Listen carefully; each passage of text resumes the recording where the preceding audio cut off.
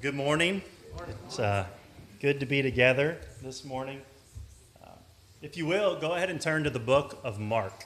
The book of Mark. We'll spend all of our time there this morning. And really one of my goals, maybe my main goal, is to encourage you to read the book of Mark. Maybe it's the case that you haven't read it in a really long time, or maybe you haven't ever read it at all. I'd encourage you to go home and read the book of Mark over the course of the next few weeks. My family's thankful to be together. We moved up from Georgia, I guess a couple months ago, and so we've got to worship with y'all more often than we had in the past, and we're thankful for that. You'll see pretty quickly I'm not a preacher, far from it. I work on swimming pools, and I'm also far from a PowerPoint maker. So I've got maybe 6 or 7 blue screen slides we'll go through, nothing special. But I've looked forward to being together because together we get to talk about the God of the universe this morning. A God that is not like any of the false gods we see on this earth, but instead a God that is alive, that's not made with hands, and who is certainly worth us worshiping and worth us talking about. Can you think of a time in general when people really listen to something that someone else is saying? Like when they hang on their every word. I listen from my work truck a lot to podcasts about murders and investigations, like way more than I probably should. And in those, you get to hear the story of a moment that comes to define the life of somebody, right? And really that includes the life of someone who may have been wronged by another, or the life of someone who has done the wrongdoing, or even the life of an innocent person who has been wrongly convicted for that wrongdoing. And you'll get to hear about years and years of investigation, of work by the police to bring justice to the person who was wronged, or to free the person who was wrongly convicted. And sometimes that leads up to a specific moment in a trial, kind of magnified by all of the pain that was done, all of the time and effort put into getting to that moment, when the words of one key witness, the words of someone's testimony, are heard and then change the course of someone's life forever. Maybe, though, you can think of someone that when they speak, someone you know, that when they speak, you really listen, like you tune in. Mel knows I struggle, my wife, Mel, knows I struggle to listen to her. And she'll often say, hey, I told you that thing already weeks ago. I knew you weren't listening. I don't mean listening like that. I mean someone you really listen to. Maybe it was a mother or a father. Maybe it's your uncle or your grandfather. Maybe it's even an athlete you look up to, or a politician or a doctor. But no matter who you're thinking of, like, why do you listen to them? Maybe it's because they don't speak very often. And so when they do speak, like, you're hanging on their every word. It was said of President Lincoln that he was so slow to speak that whenever he did, his words would carry such extra weight. There was this sense that every single word that he shared needed to be heard. Maybe, though, you listen because of their wisdom. Like, you know that if you listen, you'll learn something. I feel like my dad's like that. We'll be having a conversation, and I'll ask a question, and he'll know the answer, and I'm like, why do you even know about that thing? Like, you have no reason to know that, but he does. Like, he kind of knows a little bit of everything. Maybe you listen because that person has some sort of power that can affect your life in some way. Like a politician who can make a law, or a doctor who can help you be healed, or a boss that controls your life on a daily basis. Or maybe you just listen because you love the other person. I think of my daughter Avery. Every time we would go home in Georgia, we would pass a Publix. And she would tell this story about a time when her aunt bought her a bottle of apple juice from that Publix. Like, it was not a riveting story, but we listened every time because we love her. Well, Mark in his gospel, from what I can tell, records 2 times when God himself speaks from heaven. And I feel like that's not very often. And so I should give extra weight to what he said those 2 times. Both times come at big, important moments in the life of Jesus. Let's read them together. They're up here on the screen. The first one is Mark 1, 9 through 11. And it reads, "In those days, Jesus came from Nazareth of Galilee and was baptized by John in the Jordan. And when he came up out of the water, immediately he saw the heavens being torn open and the Spirit descending on him like a dove. And a voice came from heaven, 'You are my beloved Son. With you I am well pleased." What a powerful moment. As Jesus is baptized, the heavens open up, it seems, and a voice of God says that Jesus is his son. Less than, I think, a year later, in Mark 9:7, God speaks again. And it reads, "And a cloud overshadowed them, and a voice came out of the cloud, 'This is my beloved Son, listen to him.'" I think the Gospels all show Jesus to us in different ways. And I think the beginning and the end of each of those books shows that. So John in his Gospel shows Jesus as the divine Son of God. He starts out with Jesus in the beginning, like even before time started, and shows Jesus was God all along. He ends by recapping his purpose, saying that all of the signs, all of the miracles that John recorded were written so that the reader, so that us might believe that Jesus is the Christ, the Son of God, and that by believing we may have life in his name. Matthew shows Jesus as the King.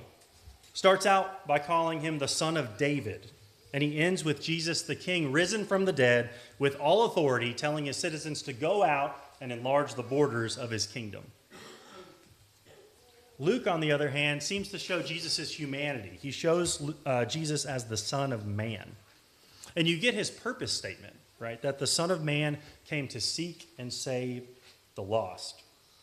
Then Luke ends with Jesus killed and then alive again, showing his humanity, showing his hands, showing his feet to prove that it was him conquering death for all of mankind.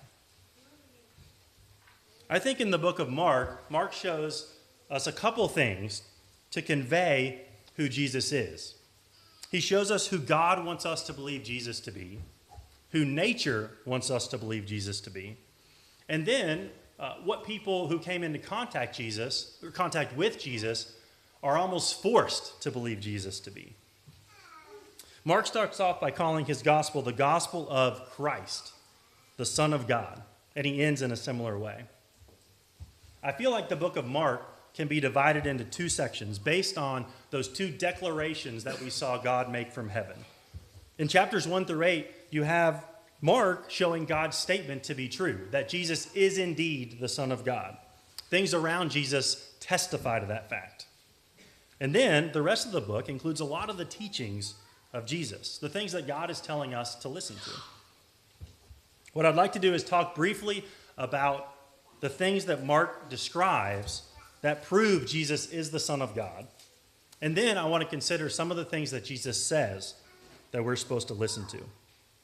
But put Mark to the side for just one moment. Imagine if you were there when Jesus was baptized. Or maybe you weren't there, but someone close to you was, and they were telling you about the time that God spoke from heaven at the baptism of Jesus. What would you think, or what would make you think that you should listen to those words of God?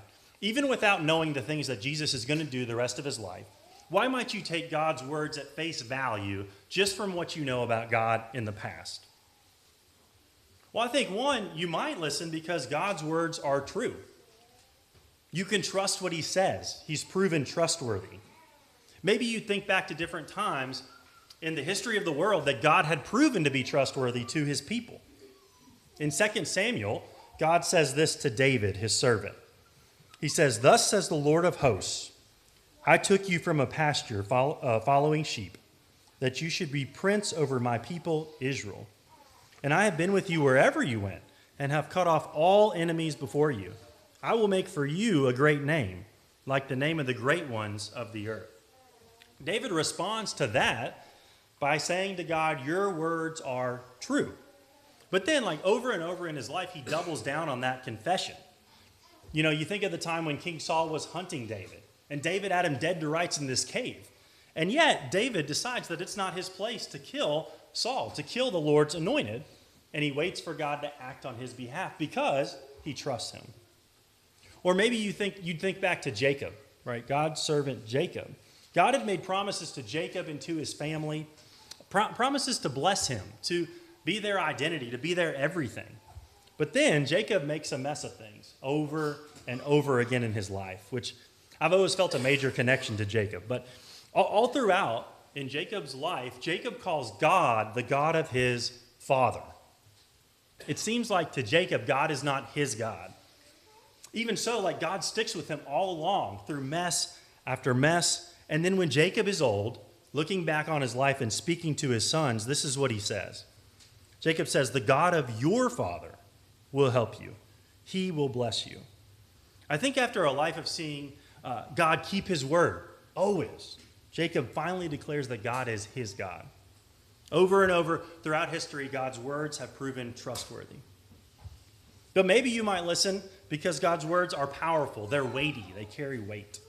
In Genesis 1, God uses his words to create. 11 times, I believe it is, in Genesis 1, God says something that creates or changes the world. Through his words, he takes something that is formless and void and shapeless and dark and empty and then turns the world into something that has purpose and light and order. And then he offers to do the same thing to us in our lives. Or maybe you'd think back to Joshua, where it's God's words, his instructions, that when his people follow them, it leads them to victory after victory from people who are much more mighty than them.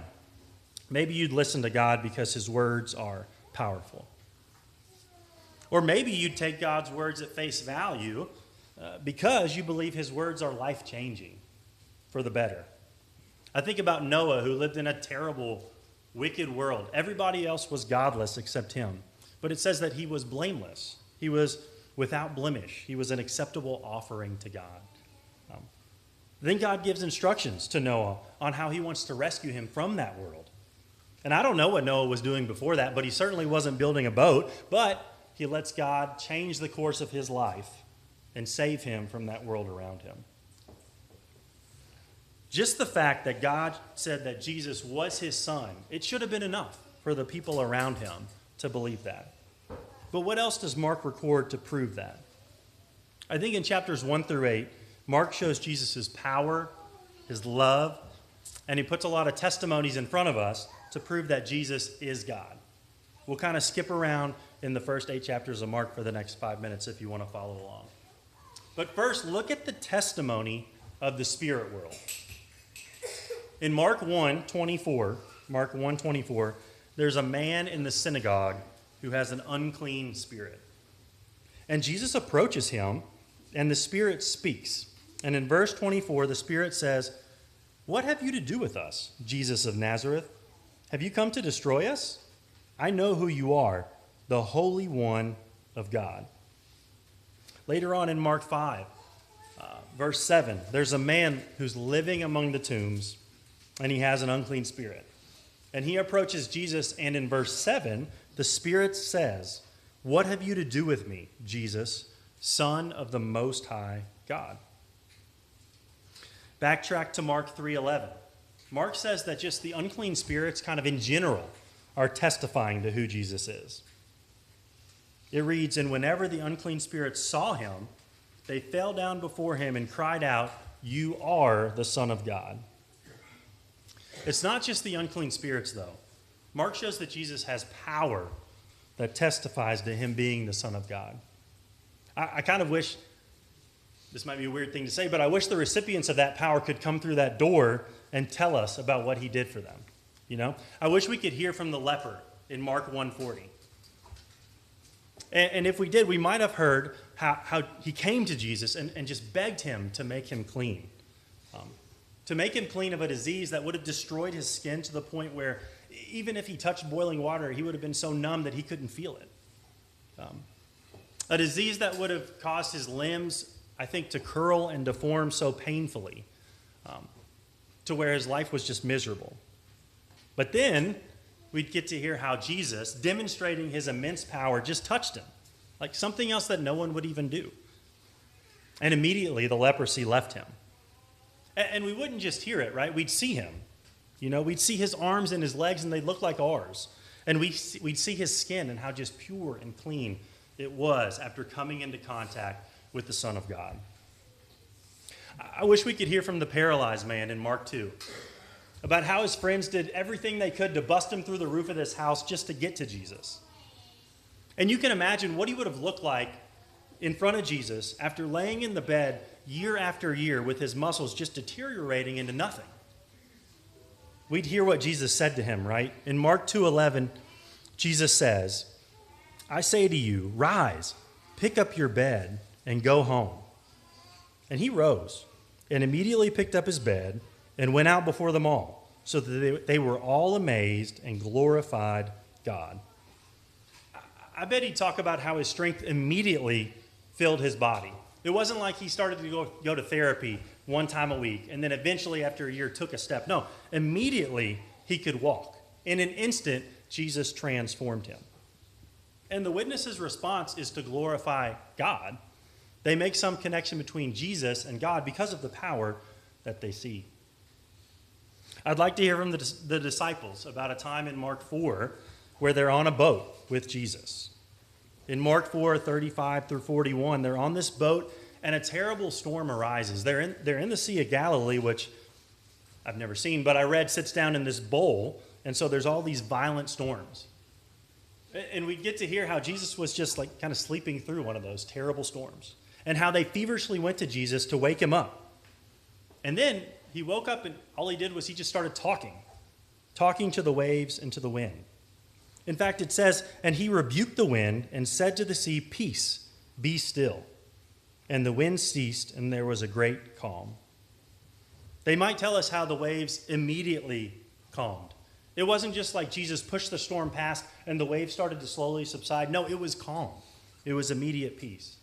They talk about how they saw Jesus control one of the most uncontrollable things in nature, the sea. I wonder if they mentioned their response, which we know from reading is great fear. In fact, they say, who is this that even the wind and the sea obey him? Which is a testimony that Jesus is God, because in the history of the earth, who else could that be? Who has controlled nature in the past other than God? No one. It reminds me in the Old Testament when we read about Rahab, and she heard that God parted the water of the Red Sea, and it says that her reaction was fear. Her heart's melted, and she had to join God and his people.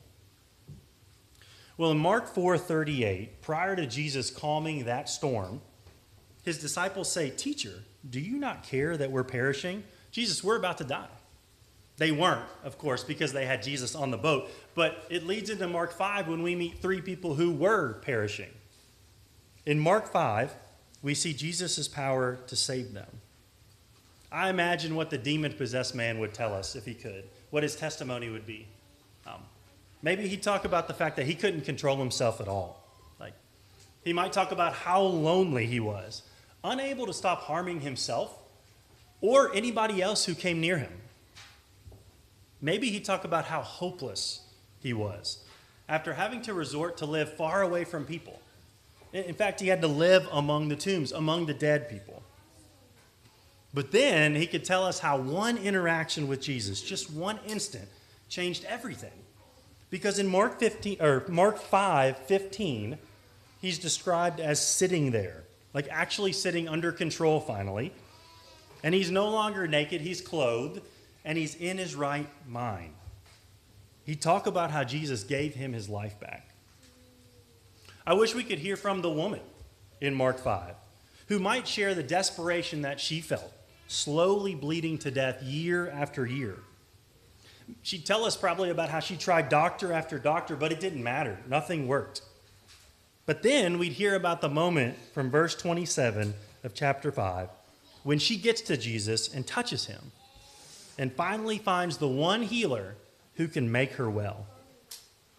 Her life would have been consumed with trying to find a cure, by trying to find life. And then in an instant, the search is over and life is found in Jesus for her. Finally, there's this 12-year-old girl whose father had been trying to get Jesus to her to save her.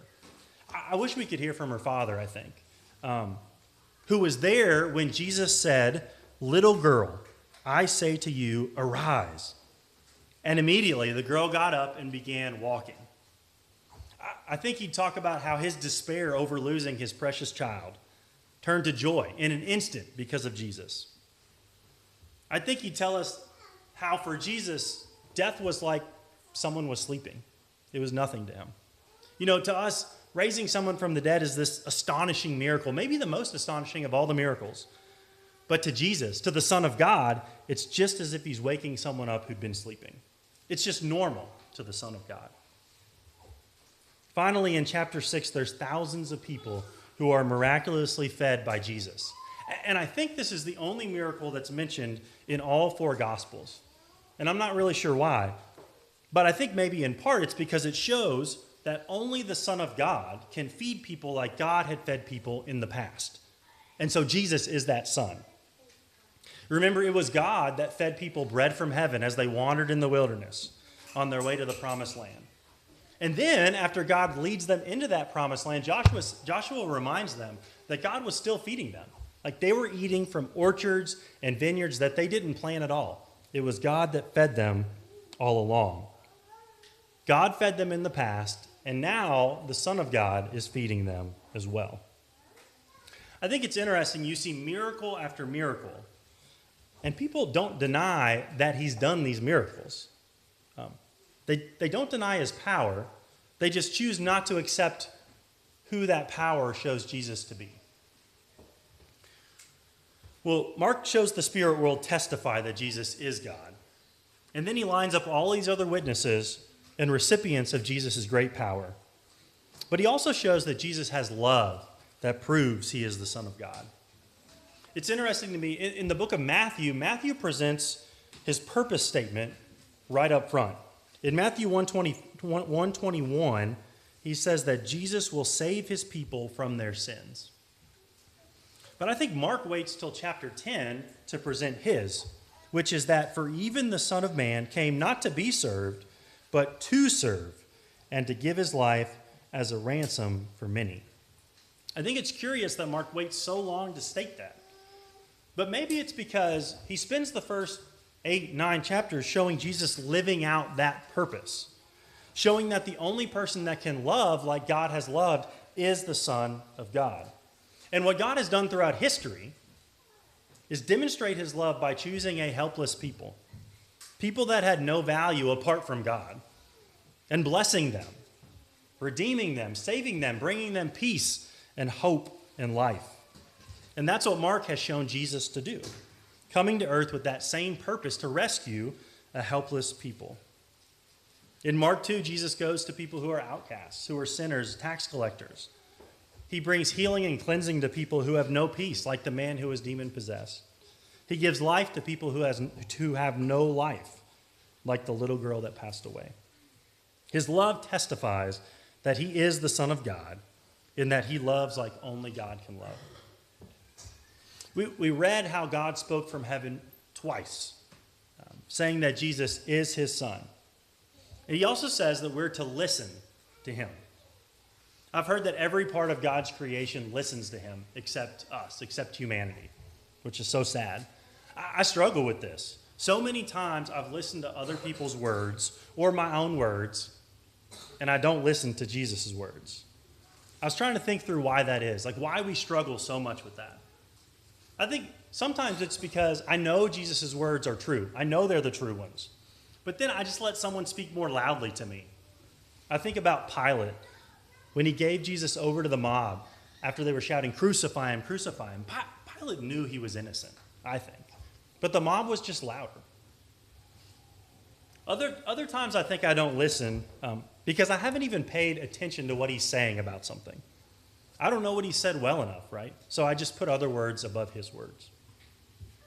Other times I have heard, and I just didn't like what he was saying, or I just had other things going on. And so I did what I wanted instead, like the rich young ruler did. Sometimes, though, I'm like that crowd of 5,000 people. I come to Jesus, and I'm fed by Jesus, right? I see his power. But I just didn't care much about what that power pointed to, and so I just kind of go away from him, like the crowd did. Well, what are some of the things in Mark 9, chapter 9 through chapter 15, that Jesus says that we need to listen to?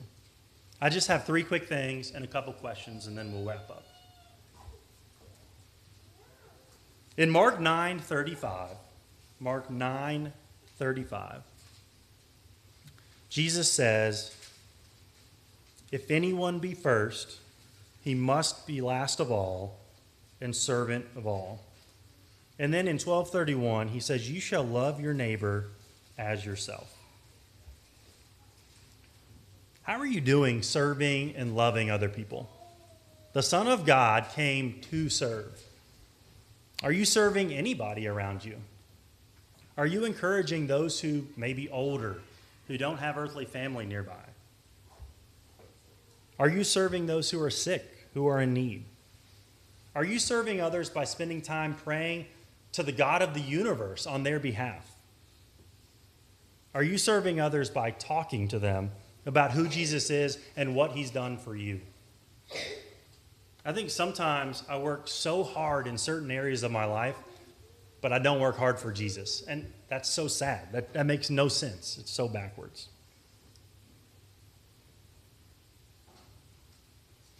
In Mark 12:30, Jesus says, you shall love the Lord your God with all your heart, soul, mind, and strength. How are you doing with that? Are you like the rich young ruler in Mark 10 who lets things of this world get in the way of serving and loving Jesus? I've been like that far too many times. We need to be like this widow that we see in Mark 12 who shows this sacrificial love for Jesus, who gives all that she has. Jesus came to this earth and he showed us that true love is sacrificial. He knew he'd have to die even before the beginning of time. I just imagine that awful dread, knowing that there was going to be a time when he would have to leave the Father, leave heaven. And then, of course, he knew the people he was going to die for all along, but then he sees humanity, right? And how terrible they are, and he still comes. In return, am I and are we making sacrifices to him that cost us nothing? Too many times I look back on my days or my weeks, and Jesus has gotten just a few moments of my time out of my abundance. That's not sacrificial love. In Mark 13:31, Jesus says, heaven and earth will pass away, but my words will not pass away. Jesus says his words are eternal. Am I living like Jesus' words are the ones that are important, or the ones that are lasting? I think there's this common theme among many of the people that Mark shows Jesus heal. They both saw their great need, and then they saw Jesus as the one who could solve that need, the one with the power to help. But I think sometimes we look elsewhere to be made well. We look inward as if we're the ones with the power. Or we look to other people's words as if they've got it all figured out. But it's Jesus that is the Son of God. It's his words that will not pass away. If he is the Son of God, we've got to listen to him. We've got to spend time knowing him so that his words can guide our lives. Well, we've already said multiple times that Mark shows God speaking from heaven twice in the life of Jesus. But in another big moment, really one of the final big moments of Jesus' life, God doesn't seem to speak. He doesn't appear, at least from what I can tell, to speak as Jesus is beaten and mocked and put up on the cross to die. And I don't know why he doesn't speak then. I've thought about it a lot. But maybe it's because humanity hadn't listened to God before, right? They didn't treat Jesus as his son. In fact, they treat him as a criminal, and they certainly didn't listen to him for the most part. They didn't listen to demon after demon who have no doubt who Jesus is. They didn't listen to the little girl who was raised from the dead, the leper who was made clean, or the paralyzed man who could walk in their midst.